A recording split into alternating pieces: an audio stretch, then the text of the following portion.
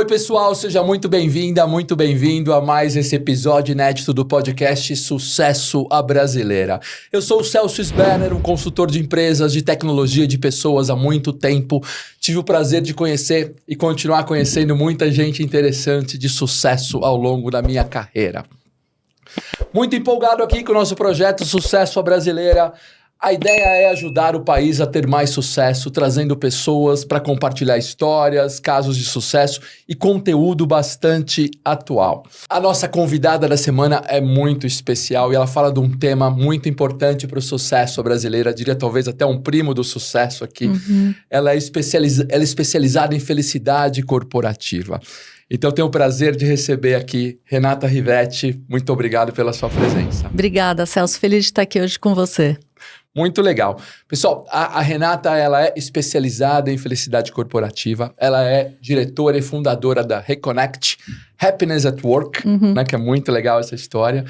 E eu a conheci numa palestra que eu vi num evento, né, Renata? Numa palestra de recursos humanos. E foi um show. Legal. Ela é palestrante TEDx, ela é professora e ela fala de um jeito incrível. E eu vi aquela palestra, eu tive que sair correndo na palestra e buscá-la ali, conversar. E falar assim, pô, seria um prazer ter você, porque é um tema que muito me agrada. Eu tenho certeza que vai agradar todo mundo que está assistindo a gente aqui. Bem-vindo de novo, que sua agenda é muito corrida. Valeu. Eu que agradeço. Não, muito bom. Obrigada. E o bacana, né? Quando a gente olha o seu currículo e tudo que você posta, né, Renata? Você leva a felicidade muito a sério, né? Na verdade, então a Reconnect é uma empresa desde 2020 para isso, e você tem parceria com a universidade, você tem formação, né? Harvard, de Pensilvânia, Califórnia, em felicidade corporativa. Então, uma coisa que não é brincadeira, muito levada a sério, né? Eu acredito muito da gente, de fato, construir uma vida melhor, ambientes melhores, né? O Brasil melhor. Então, eu acho que a gente precisa cada vez mais ter esse embasamento científico, teórico, para entender o que a gente, de fato, pode fazer para melhorar. E a felicidade no trabalho é um tema até engraçado, porque eu venho do mundo corporativo, eu venho, né, de mais de 3 décadas de trabalho, onde lá atrás não se levava muito em conta a felicidade de quem estava trabalhando, né? Eu vim de um mundo lá que, às vezes, era até o contrário, eu acho. Talvez você não poderia parecer muito feliz. Quanto mais eu tivesse atolado, eu trabalhei em várias multinacionais e empresas maravilhosas, mas parece que se você tivesse mais atolado no seu trabalho, com a cara de triste, cansado, você era mais valorizado. Isso morreu, né? Eu acho que é uma crença que às vezes a gente tem, né? Eu vim do marketing também, trabalhei em multinacionais e lembro muito disso, da gente aceitar a sobrecarga, achar bonito até, né? Romantizar a sobrecarga, às vezes lideranças mais tóxicas, comando e controle, era valorizado. Hoje a gente começa a entender, acho que nesse pós-Covid e novas gerações entrando no mercado de trabalho, que as pessoas começaram a questionar tudo isso, né? Então, reconhecer, valorizar aquela pessoa que de repente entrega resultados, mas que faz de uma forma mais saudável, porque tem um fato também, das 8 horas trabalhadas a gente produz menos do que 3 horas, então essa sobrecarga que a gente acha linda, no final ela nem é boa, né? Ela não traz produtividade, então eu acho que é um mito, uma crença que a gente valorizou muito no nosso país, e eu acho que está na hora da gente começar mesmo a rever tudo isso. Você acha que a pandemia, a Covid, ajudou nessa valorização da felicidade? Eu acho que a pandemia trouxe à tona temas que estavam talvez embaixo do tapete, né? Então, saúde mental. A gente não falava muito sobre saúde mental, era um tabu. A gente começou a ver... Primeiro que a pandemia trouxe uma sobrecarga, né? Então, a gente em casa, aquela hora, tem que ficar 24 horas produzindo. A gente acreditou nisso por um momento. E isso começou a trazer adoecimento das pessoas. O burnout começa a ser mais falado, ansiedade, depressão. Então, o que eu sinto é a pandemia trouxe tudo isso de forma mais explícita. E, a partir de 2022, o burnout se torna uma doença ocupacional. As empresas têm que se preocupar com isso. Então, acho que isso vem mudando um pouco esse olhar que a gente tinha para a saúde mental e bem-estar como um tema do RH. Hoje ele é responsabilidade de todo mundo. Você acha que as empresas brasileiras estão preocupadas com esse tema de felicidade no trabalho? Eu acho que já existe, Celso, uma maior conscientização, elas já entendem a importância e que a empresa não pode ser mais um ofensor na saúde mental das pessoas, né? Eu falo que sair de casa em São Paulo já é um ofensor na nossa saúde mental, a gente sabe nem se vai chegar direito no lugar. Então, a empresa deveria ser um lugar seguro para as pessoas. Eu acho que elas já entendem isso, mas ainda não sabem como fazer. Então, muitas vezes gastam milhões de dólares, né? A gente vê a economia global em programas de bem-estar que vão tratar sintomas, mas não a causa raiz. Que aí vem de outros aspectos. E como é que se implementa a história da felicidade no trabalho? Tem alguma fórmula mágica para isso, não? Não tem a fórmula mágica, mas eu acho que tem etapas, né? Então, primeiro é entender qual a dor da empresa. Alto turnover, alto absenteísmo, licenças médicas aumentando significativamente, às vezes baixa produtividade, baixo engajamento, né? Então, entender o que está acontecendo, fazer um diagnóstico e entender as personas da empresa também. Quem são, né? Porque tem uma pessoa da fábrica, às vezes do corporativo, que tem interesses e anseios diferentes. Então, acho que esse é o primeiro passo. O segundo vem com, eu acho que um letramento da liderança. A liderança tem que entender que a gente tem um impacto na saúde mental das pessoas. A gente impacta na saúde do nosso time da mesma forma que os cônjuges da pessoa. Ou seja, né, a gente escolhe alguém para passar a vida e a gente vai impactar como líder da mesma forma que essa pessoa. Então, eu acho que o líder ele tem que entender o poder que ele tem em mãos, né? Ele pode adoecer pessoas ou florescer pessoas. Então, acho que esse letramento é super importante. E aí, eu acho que a terceira etapa é levar ações práticas, né? Construir de fato um plano de ação para que as pessoas possam, então, atuar de forma mais empática, mais humana, construir segurança psicológica, reconhecer e valorizar mais o time, reduzir a sobrecarga, né? Então, eu acho que as empresas, elas já têm a conscientização, mas elas ainda não chegaram tanto na prática. E aí se faz um workshop sobre felicidade, sobre diversidade, sobre saúde mental e vira uma coisa pontual, não cultura. Eu acho que o grande desafio é transformar em cultura. E dos líderes, né? Agora, para transformar os líderes não é tão fácil assim, né, Renata? Você tem que fazer...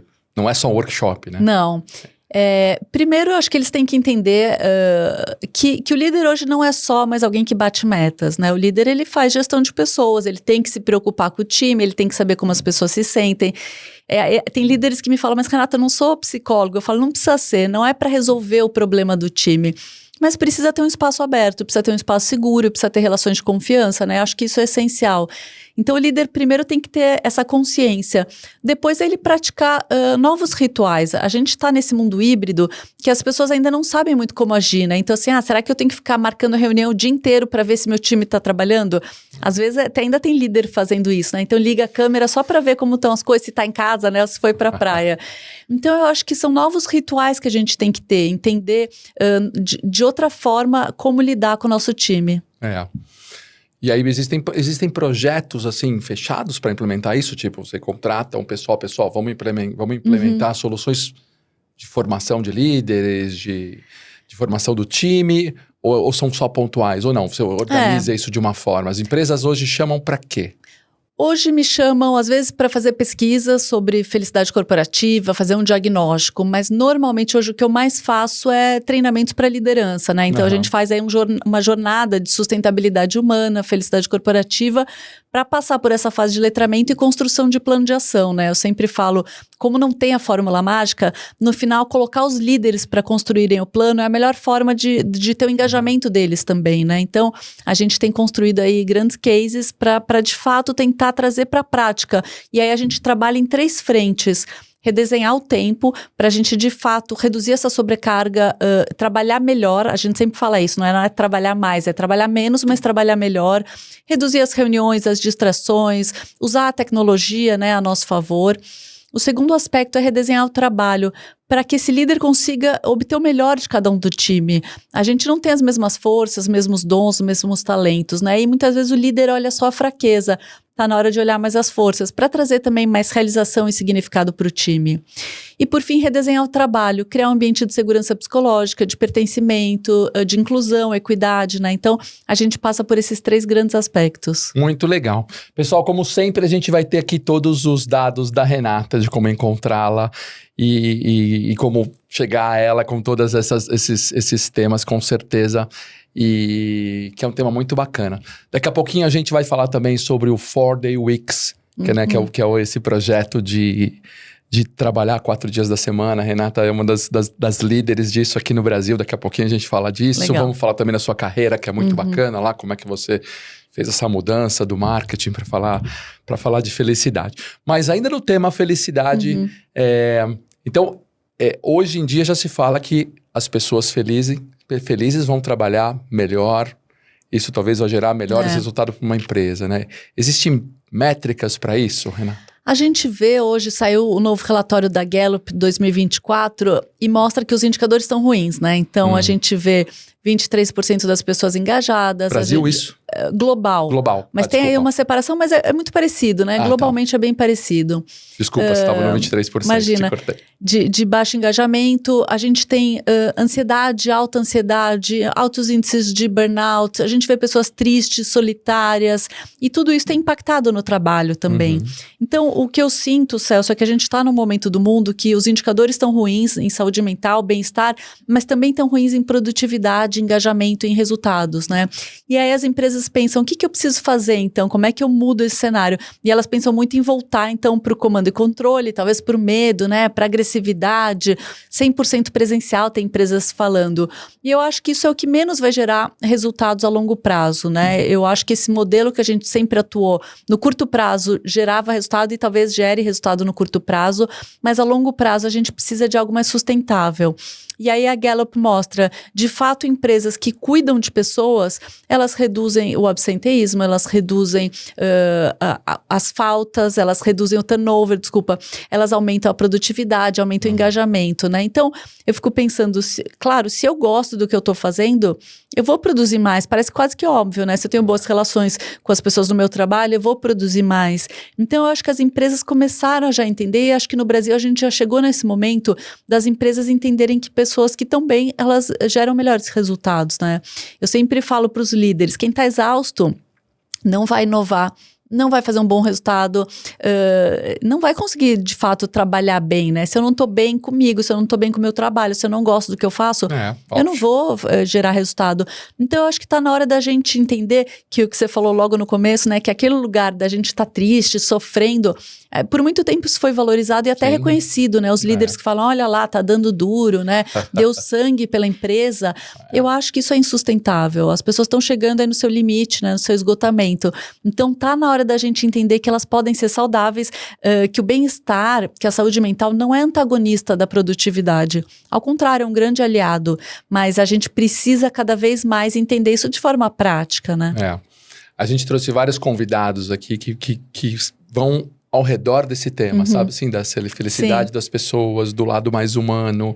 A gente trouxe pessoa falar de antroposofia, de muita coisa voltada para isso, né? Então, o momento pede isso, né? Acho que até as gerações novas já estão nascendo num ambiente um pouco diferente, né? Isso que eu falei de como talvez eu trabalhava lá no passado, como a gente era valorizado, isso não é mais nem aceito nessas novas gerações, eu acho. Eu acho que antes a gente realmente vestia a camisa da empresa, aquela coisa, né? Fazia a tatuagem da empresa.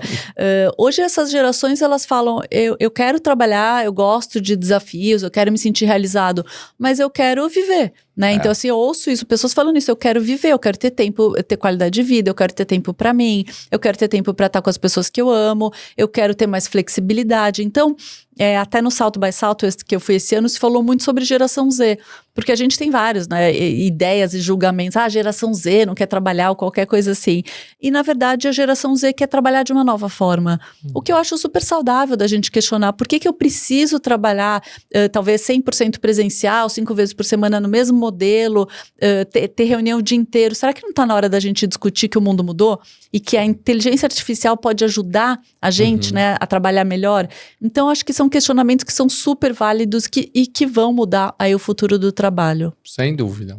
Então, algumas conclusões, assim, que eu vou aprendendo aqui com você, né? Então, se você tem uma empresa, para ter sucesso nessa empresa, você precisa levar em conta a felicidade e o lado humano de todas as pessoas que trabalham ao seu redor, sua empresa. Com certeza. Se você é um líder, para estar bem preparado, você precisa levar em conta esse lado humano e felicidade como um todo, senão você não vai ser um bom líder, certo? Precisa de ajuda, tem, né? A Renata e todo mundo tem falado sobre isso. Agora tem um terceiro lado, Renata, que é o lado das pessoas, né? Que é a postura das pessoas, e é um tema que eu vi você falar em algumas palestras e eu gosto bastante dessa história de atitude positiva, de como também, tá bom, se a empresa se o líder talvez eu também possa ser um pouco mais feliz de alguma forma, né?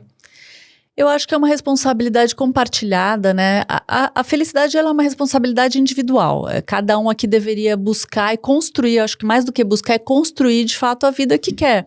Porque o que eu sinto também é que a gente fica num lugar esperando a empresa perfeita, o Brasil ser perfeito, a cidade ser perfeita, qualquer coisa assim. Então, não vai ser, isso é um fato. Esse é um mundo que traz instabilidade, que traz ansiedade, que traz uma insegurança na nossa vida, né? Então, a má mensagem é essa.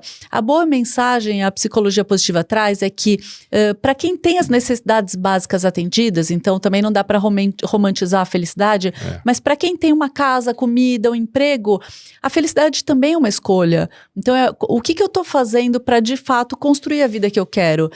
Queria mudar de carreira, mas não dá, assim, a gente às vezes fica num lugar de expectativa. Se eu quero mudar de carreira, o que eu estou fazendo para isso? Estou estudando, estou começando outras coisas, estou fazendo contato com as pessoas ou estou esperando a vida se transformar? A gente tem essa ideia, um grande mito da felicidade de que eu vou ser feliz o dia que conquistar algo. E a grande verdade é que quando eu conquisto, tem o que a gente chama de adaptação hedônica, que eu sempre quero mais, né? Então assim, conquistei algo, daqui a pouco eu quero outra coisa. Insaciável. Insaciável. Ser humano, né? E aí a gente entende que felicidade vem desse aspecto de conquistas, de prazer, né? De uma vida hedônica, mas também de uma vida de significado, né? Aristóteles falava de uma vida eudaimônica. Então, o que eu estou fazendo para construir uma vida, para ter um legado, para ter um propósito, para ter sentido a minha vida? Que bacana, né?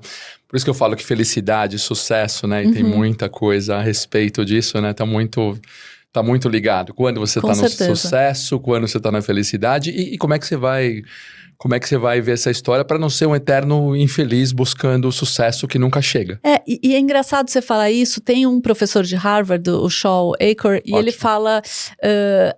A equação está invertida. A gente busca sucesso para ser feliz, né? Como é que a gente entende que talvez quando eu estou bem, quando eu cuido de mim, o sucesso ele vem em todos os âmbitos da minha vida, né? Melhora minhas relações, minha saúde, a minha carreira, né? Então, no final está na hora da gente parar de ficar nessa busca incessante por sucesso ou por conquistas. Tem bastante coisa que você publica muito, muito legal. Então, pessoal, quem não segue, acho que seguir a Renata Rivetti é muito bacana lá, né? E você fala também de seguir os seus dons e os seus próprios talentos, né? Tá um pouco ligado a isso, né? De não ficar buscando também coisas... Quem a gente não é. Quem a gente não é, né? Isso acho que faz parte também da formação pessoal de quem tá buscando sucesso e felicidade, não é isso, né?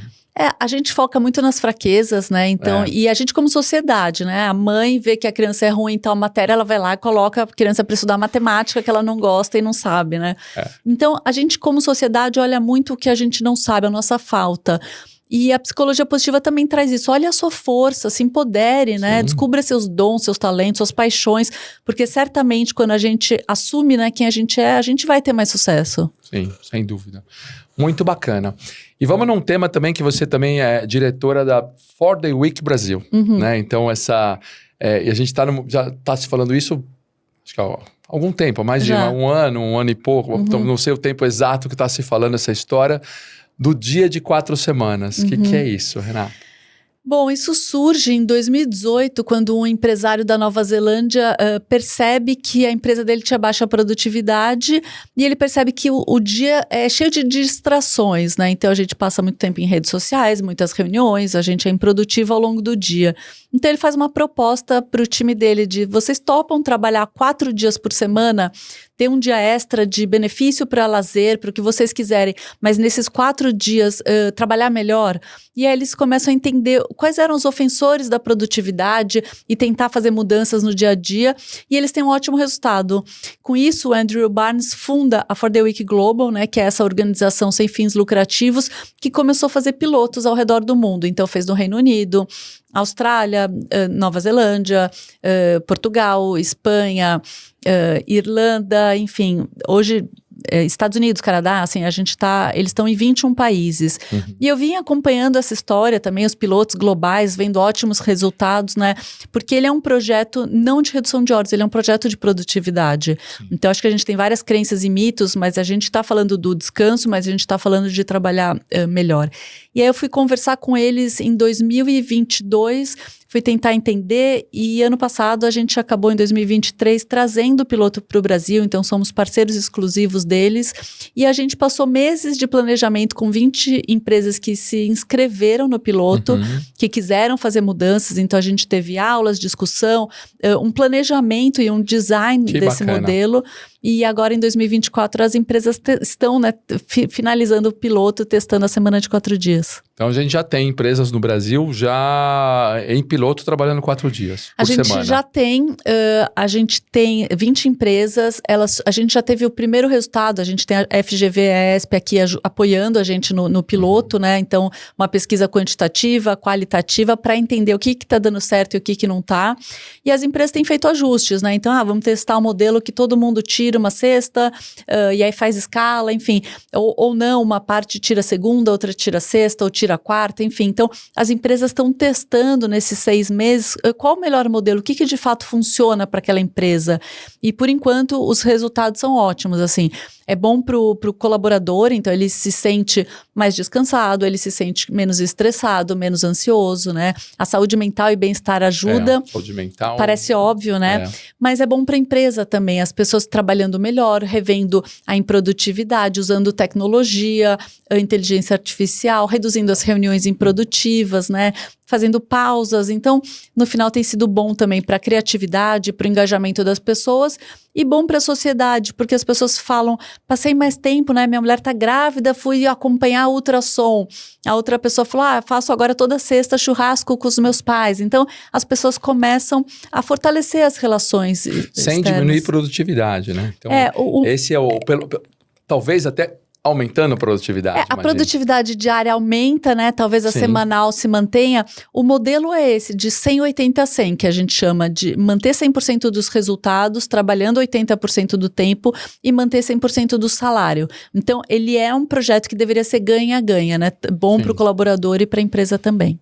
Tem muito preconceito no mundo e no Brasil também com isso, não tem? Acho que a gente até no Brasil tem mais, de alguma forma, né? A gente vê, talvez nos Estados Unidos também, né? Um país muito workaholic, no Japão, alguns países. No Japão não vai conseguir implantar isso, mas sabe que até a Microsoft do Japão fez um piloto por uma semana de 4 dias e teve resultados excelentes, né? Mas claro, fizeram mudanças, reuniões mais curtas, só os tomadores de decisão, enfim. Mas tem um estudo, depois eu te passo, até interessante. E legal, né? E deve dar para corrigir erros, né? Ou talvez vícios organizacionais, né? Que você falou, talvez reuniões longas que não fazem sentido, com muita gente participando. Talvez seja uma boa oportunidade de vamos otimizar. Eu acho que esse é o grande ofensor hoje do dia a dia, né? São as reuniões que a gente muitas vezes entra sem uma pauta definida, não sabe o que vai discutir, fica lá perdendo tempo, né? Divagando, tentando ser multitarefas. Esse é outro problema nosso, né? Que a gente tenta fazer, tô na reunião, mas tô respondendo outra coisa, no final tô fazendo tudo meio mal feito, demoro mais para fazer. E os outros ofensores têm a ver também com tecnologia, né? A gente usar melhor a AI, ter tudo mais documentado, né? Trabalhar mais no assíncrono. E então as empresas têm tido grandes ganhos, mas existe muito preconceito, porque as pessoas, até tem os haters que vão no meu Instagram me xingar às vezes, mas é por não entenderem o projeto. Eu sempre falo isso, porque esse não é um projeto de quem não quer trabalhar, esse não é um projeto só que olha o trabalhador, né? Não é uma guerra entre trabalhador e empresa, ao contrário, é um jeito, talvez seja o futuro do trabalho, ser mais flexível e a gente ter condições de trabalhar de outra forma. Não, sem dúvida. Eu acho que até tô pensando aqui, pode ter efeitos colaterais contrários que vão, acho que, ajudar a diminuir esse preconceito no Brasil, né? Porque isso pode salvar empregos. Claro, claro. Né? Eu tô pensando pelo outro lado agora, tá vendo? Muitas vezes, né, quando a gente tá num momento de Brasil, né, que você tem uma instabilidade econômica, muitas vezes crises e você tá diminuindo força de trabalho. Muitas vezes, mas se for diminuir as horas e talvez salvar, não sei se é só uma... Eu tô pensando já como combater os preconceituosos, porque é muito bacana, né? Você vai, além de corrigir vícios organizacionais, você vai usar melhor a tecnologia. Total. É o que você falou, nós a falamos gente de inteligência usa muito pouco, né? Não tenha dúvida, né? Não tenha dúvida. Tem alguns projetos que a gente faz de RPA, né? Que é robotização de processos automáticos. Que você tem os processos que são automatizados, você passar que são repetitivos, você passa a automatizá-los, né? Isso faz com que você seja mais produtivo. Isso andou e pode andar muito mais. Muito mais, né? Muito mais. Existem, e não é uma limitação de tecnologia. Né? Agora eu vou pro meu ladinho tecnologia, aqui não existe praticamente limite em tecnologia. Dá para fazer tudo em automação hoje, né? Então é a oportunidade da gente também estudar isso e... Por que não faz, né, Celso? Eu fico pensando, a gente trabalha igual a pós-revolução industrial há 100 anos. O mundo mudou completamente e a gente ainda tem vários medos, né? Então tem o medo da AI, mas na verdade eu deveria ter medo de não saber usar. Sem dúvida. Quem não usar AI vai ter muitos problemas. Eu acho que está na hora da gente entender que processos repetitivos, reuniões longas, trabalhar tudo sempre de forma síncrona, junta, só faz a gente perder tempo, né? Eu acho que todo mundo fala da geração Z, mas eles estão trazendo esse questionamento. Por que trabalhar dessa forma, né? Todo dia presencial, das 8 às 18 ou até 21 horas. Será que não está na hora da gente discutir foco, eficiência, né? Um novo olhar? Muito na hora, Renata. Muito bacana isso. E, bom, que o governo venha junto, né, também, porque você tem, além disso, uma legislação trabalhista ainda que não ajuda, né? Até flexibilizou alguma coisa nesses últimos anos, mas ainda precisa ter também uma... Acho que para ajudar, para não parecer que além do preconceito, você tem a lei que não facilita essa história, mas muito bacana. Em breve teremos 4 dias a semana de trabalho, espero. Acho que pelo menos a FGV com a gente, trazendo os indicadores, a Boston College, ajuda a gente a ter algo mais racional, né? Não é mais achismo, então começa a quebrar um pouco essas barreiras e preconceitos que a gente possa ter. Talvez aqui tenha preconceito no Brasil, né? Mas em relação ao tema anterior, que é a felicidade, e essa história que o brasileiro é um povo feliz, quer dizer, ajuda a ser brasileiro nesses casos? Você acha que não... Assim, quando a gente olha de forma mais científica o conceito da felicidade, até da Gallup, junto com o World Happiness Report, a gente não tá bem, não tá entre... depois de 30 e poucos, 40, né? Então a gente sempre fica no ranking nesse lugar. Mas tem muito a ver com também essa insegurança, alto índice de corrupção, instabilidade, né? Então, o que a gente sabe é que o brasileiro e a América Latina, de forma geral, é mais alegre. Então, de fato, em alegria, a gente tem muito mais alegria, muitas vezes, do que os países nórdicos, europeus. Mas quando a gente olha o todo... o brasileiro tem um monte de desafio, porque as necessidades básicas não estão atendidas, né? Então não dá, a gente não consegue estar aí nos primeiros do ranking. É uma alegria, né? Estamos lá, alegre, mas com essa instabilidade, com essa insegurança. Trabalha muitas vezes para alcançar o básico. Para necessidades básicas aí, né? Vamos falar um pouquinho da sua carreira, né? Porque apesar de você... de você ter toda essa especialização hoje e que é altíssima, muito bacana, mas você começou lá numa carreira bem tradicional, né? Eu estava dando uma olhada lá, começou pessoa de marketing, né? Que foi galgando degraus, até virar gerente de marketing da Vivo, né? Gerente da Vivo, e com uma carreira bacana ali que parecia que é para esse lado de marketing, né? E de repente dá uma pausa ali, tem uma guinada e começou a falar só de felicidade de trabalho e foi para um outro caminho. Que mudança é essa, Renata? Eu acho que quando eu fiz GV e queria trabalhar no terceiro setor quando eu me formei, então sempre teve assim, um lugar bem idealista, otimista, vamos melhorar o mundo. Mas surgiu a oportunidade, né, vagas de trainee, naquela época todo mundo queria ser trainee, então eu me inscrevi, acabei passando, comecei a trabalhar com marketing e gostei. Então, eu trabalhei na Telefônica Empresas, depois na Pequenas e Médias Empresas, achava super desafiador, me trazia realização, é um mercado, né, interessante, assim. Então, gostava do que eu fazia e fui crescendo e buscando, talvez, transformar o mundo no meu momento de vida pessoal, né. Mas aí, nos últimos anos, na última década, comecei a estudar a felicidade, saúde mental, bem-estar, mas numa busca muito pessoal, né? Se todo mundo quer ser feliz, como é que a gente não estuda isso, né? Sempre foi um questionamento. Boa. E aí fui entendendo que o mercado de trabalho tinha muita gente adoecendo.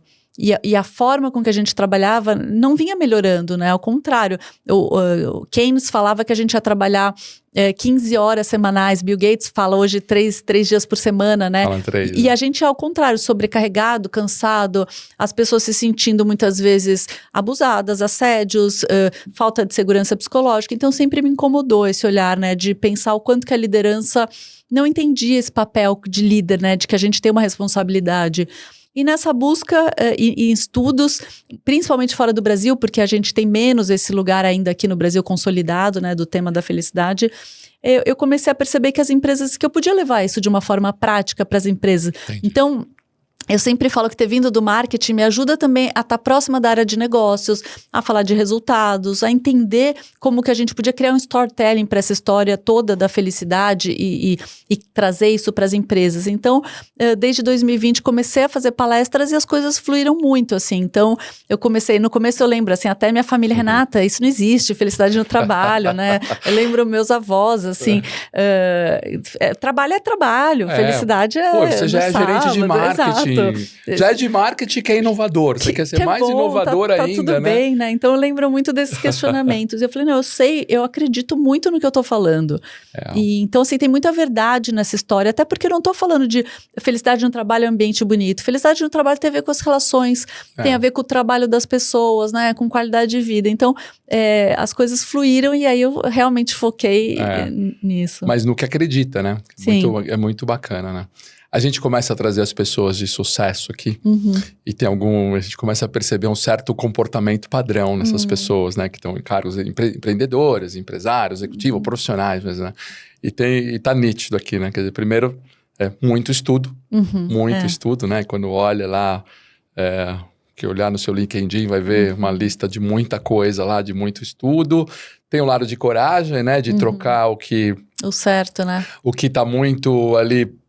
tá bom, tô fazendo uma carreira de marketing, vou ficar por aqui, né? Mas no que acredita, né? Tem essa coragem, essa ousadia de fazer. E aí se dedicar de corpo e alma, né? Acho que funcionou bem, né? Muita gente fala que tá sobrecarregada no trabalho hoje em dia, né? Então, assim, é engraçado isso, né? De você colocar nessas pessoas sobrecarregadas, a gente falar de felicidade, de trabalhar só 4 dias por semana. Então tem um desafio ainda bom para fechar tudo isso, né?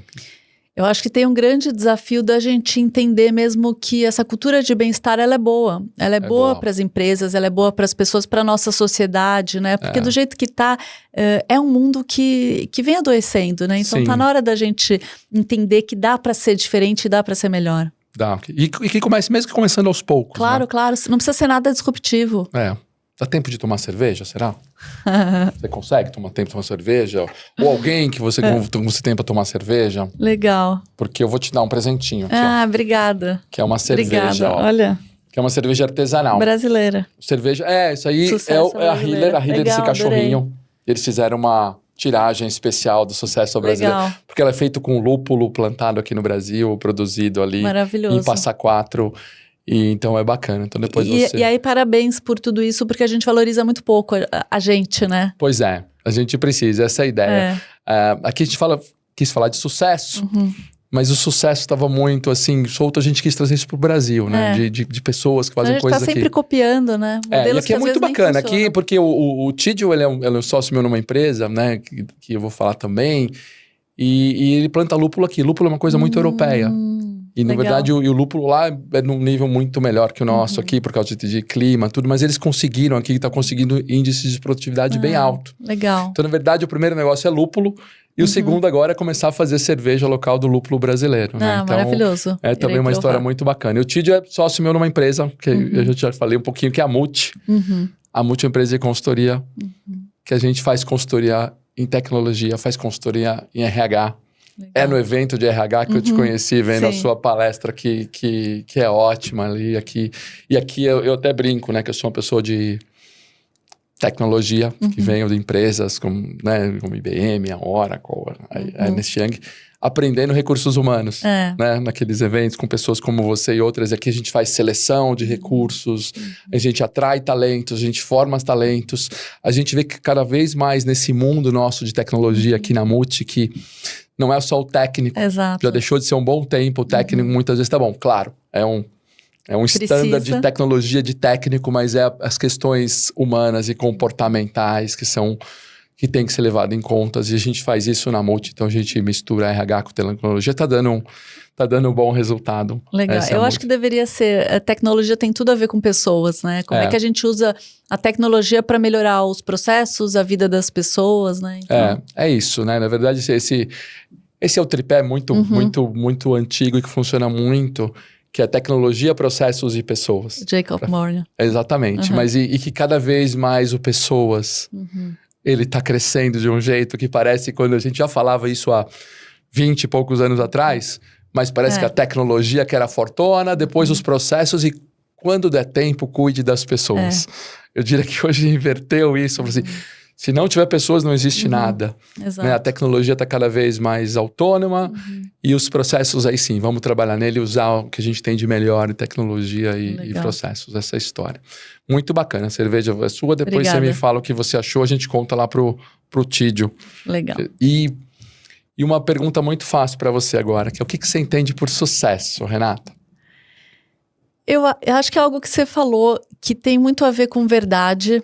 Então, assim, acho que sucesso vem de quem você é, de você poder ser quem você é, de você usar tuas forças, tuas paixões, né? Ir atrás daquilo que você acredita. Sucesso tem a ver com felicidade também, então acho que é você construir a vida que você quer. Então, hoje me sinto... as pessoas, em algum momento, o sucesso... Eu acho que é quando a gente sai da faculdade e a gente pensa que o sucesso é dinheiro, talvez, né? Ou crescer na carreira, status, poder. E, de repente, você conquista tudo isso e fala, tá, mas será que é isso, né? Eu acredito que sucesso é muito mais uma vida com significado. Né? Muito bom. Você consegue equilibrar bem vida pessoal e vida profissional? Acho que não tem essa separação, né?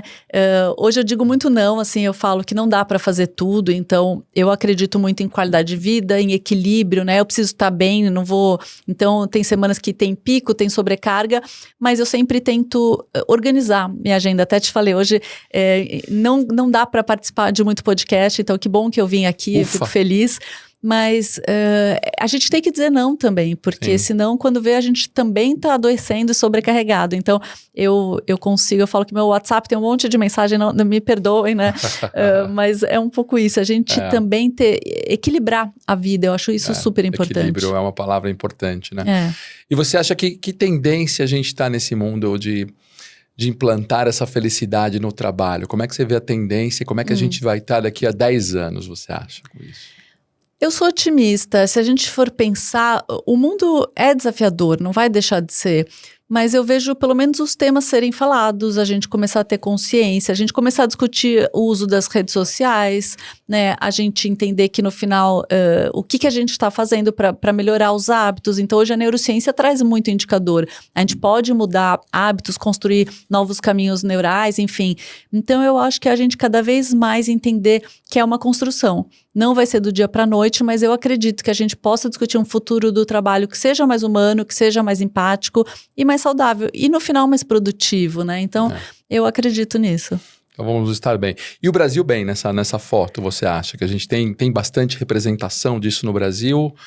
Ou comparado com os Estados Unidos, Europa, eu acho que atrás. A gente tem crenças e tinha muitas crenças, né? A gente ainda premia muito workaholic, a gente ainda valoriza. É diferente você chegar na Suécia, alguém estiver trabalhando 10 horas da noite, nossa, ineficiente, né? O que aconteceu? Então eu acho que tem ainda uma crença aqui desse lugar da sobrecarga. Mas eu vejo mudando, né? E hoje a gente tá com um grupo de empresas discutindo. Então hoje eu tô em Nestlé, Unilever, Natura, Boticário, Heineken, Itaú, Stellantis, grandes empresas discutindo sobre essa cultura de bem-estar. E eu acho que, você falou do governo, né? Eu acho que a iniciativa privada, ela pode fazer grandes transformações, né? Então, se a gente, de fato, se cada uma dessas empresas tem 20 mil, 30 mil, 100 mil pessoas, fizerem mudanças, a gente pode melhorar e pode construir um Brasil melhor. Você falou de algumas aí multinacionais, mas algumas nacionais, algumas empresas brasileiras com essa visão.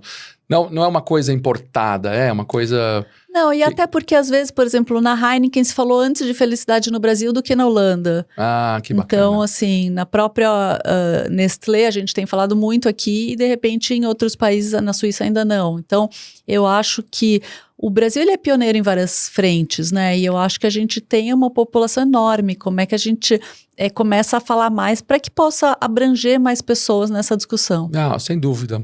Né, tô pensando aqui que a gente consiga manter essa alegria que você falou, né? Que você separou um pouquinho a felicidade da alegria, mas que a gente consiga manter essa alegria do brasileiro, que ela não morra, né? Que a gente não fique aquele país carrancudo e cheio de problemas, né? Isso é um pouco aqui do sucesso brasileiro, é isso, sabe? É difícil, né? A gente tem que ser otimista aqui. Não, vamos ser otimistas, mas isso vai acontecer. A esperança é acreditar num futuro melhor. E que dicas que você daria para quem... Para quem quer chegar lá, quem ter sucesso e quem olha para você e fala assim, caramba, Renata tem uma carreira brilhante, fala de temas que eu gosto e queria ter uma carreira igual a dela, ou queria ir nessa linha de felicidade que ela fala. Eu acho que um pouco do que você falou, e eu acho que desmistificar como se fosse fácil, né? Eu acho que hoje todo mundo quer ser influencer, a gente vê as coisas assim, como se fosse imediato, né? Nada surge do nada. Então, eu acho que o primeiro lugar foi o que você falou sobre estudo. É se preparar, porque hoje a gente vê várias pessoas falando, não precisa mais estudar, né? Eu acho que precisa, né? Eu acho que, claro, não é educação formal, mas é ler, é aprender, ser curioso, né? Buscar novos temas, ter mais embasamento. Então, eu acho isso super importante. Isso é a base para mim de tudo. Eu acho que nunca vou parar de estudar, né? Isso me guia. O segundo aspecto, eu acho que tem a ver com essa construção mesmo, né? Não ficar parado esperando. Eu acho que a gente é acomodado, assim, né? Tem uma imunidade à mudança, não é fácil mudar. A gente tem um viés negativo de, não vai dar certo. Então, eu acho que ter esse otimismo, esperança e agir, porque também não é vida perfeita e ninguém vai do nada virar algo, né? Então, eu acho que tem que ir atrás. E aí, eu acho que depois é ser verdadeiro. Eu acho que por final é isso, assim, veja o que faz sentido para você. Quando eu gravei o TEDx, eu pensei muito, essa é a minha história, né? Eu vou gravar um novo TEDx agora em 2024. E eu acho que sempre tem muito essa verdade, essa é a minha história. E eu acho que quanto mais autêntico a gente é e segue, né, nossos valores, tem virtude na nossa vida, eu acho que mais sucesso é mais fácil a gente ter mesmo. Sem dúvida, muito bacana. Muito legal e eu vi seu TEDx, é muito a sua história e é empolgante realmente. Legal. Que legal. Pô, dá pra falar, eu falei que ia passar rápido aqui quando o papo é bom, né? E com muito conteúdo assim, dá pra fazer outros episódios, mas como você não participa mais muito de podcast, não sei o que tem. Mas deixa eu descansar um pouquinho, a gente faz o 2025 depois, com mais novidades, porque é muito bacana. Pessoal, a Renata, quem não teve oportunidade de ver lá no TEDx, ver as palestras dela, realmente é brilhante, é com muito conteúdo. E é empolgante o tema que você fala, e é embasado, e é muito bacana. Então, eu queria muito agradecer sua presença aqui, e se tiver algumas considerações finais, por favor. Não, eu que agradeço, e eu acho que quando a gente pensa em felicidade, a mensagem final é uma construção. Não é um momento na vida de chegada, né? Ou algo no futuro. O que eu estou fazendo hoje? Eu falo que é igual saúde, é todo dia, são hábitos, são escolhas. Então, depende de autorresponsabilidade, de autoconhecimento e de disciplina também. Então, acho que isso é super importante, a gente não esperar. Não, muito legal. Muitas mensagens muito bacanas. Muito orgulhoso de ter você aqui. Você é um baita sucesso brasileira, obrigada. Renata. Feliz. Obrigada, Celso. Pessoal, é isso. Felicidade no trabalho, Renata Rivelli. Aproveite, eu esqueci de pedir isso no começo, mas já deixa o seu like, compartilhe, clique, você que está no YouTube, no Spotify ou qualquer rede social. Obrigado pela boa audiência e nos vemos, galera. Valeu!